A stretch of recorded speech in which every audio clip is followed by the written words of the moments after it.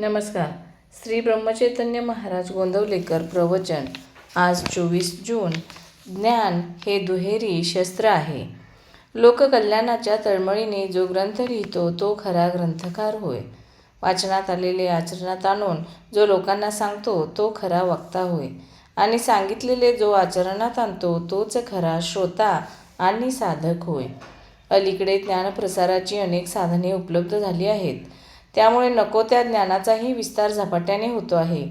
ज्ञान ही एक प्रकारचे दुहेरी शस्त्र आहे. कोणत्याही ज्ञानाचा बरावाईट उपयोग तो करणारावर अवलंबून असतो. ज्ञान हे मुळात पवित्र आहे. जे ज्ञान नीती आणि धर्म यांच्या पायावर उभे असते ते जास्त प्रभावी ठरते. सर्वांचे एकमेकावर प्रेम वाढेल आणि सर्वजण एकत्र येतील असे ज्ञान असावे. श्रीमंत गरीब विद्वान अशिक्षित लहान थोर स्त्री पुरुष या सर्वांना एकमेकांबद्दल प्रेम आदर आणि आपुलकी वाढेल असे ज्ञान व्यक्त झाले पाहिजे.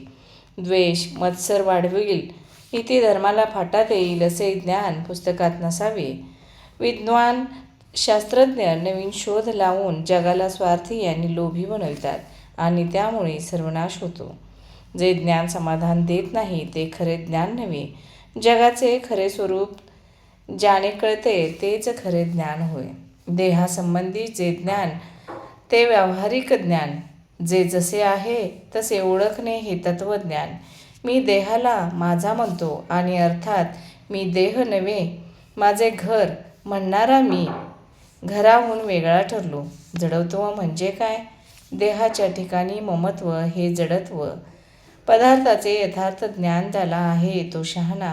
व्यवहाराचे गूढ ज्याला कळते तो प्रपंची. जगाचे गूढ ज्याला कळते तो तत्त्वज्ञानी. सूक्ष्माचे ज्ञान होणे यात सुख आहे.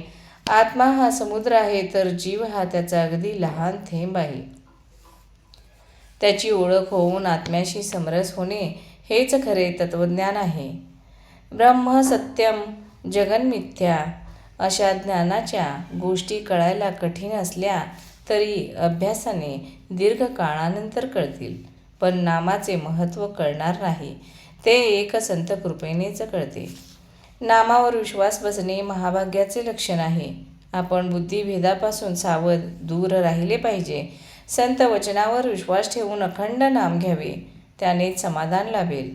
ज्या ग्रंथांच्या श्रवणाने भगवंताविषयी प्रेम उत्पन्न होते, ज्याच्या वेगाने विरक्ती उत्पन्न होते, अनीतीचे वर्तन टाकून नीतिमार्ग धर्ममार्ग यांचा अवलंब करावासा वाटतो ते सद्ग्रंथ.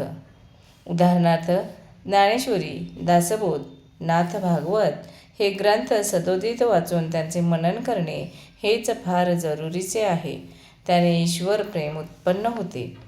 अत्यंत कठीण प्रमेय असलेले जगातले ग्रंथ वाचावेत पण शेवटी अत्यंत सोप्यातले सोपे असे नामच घ्यावे. धन्यवाद.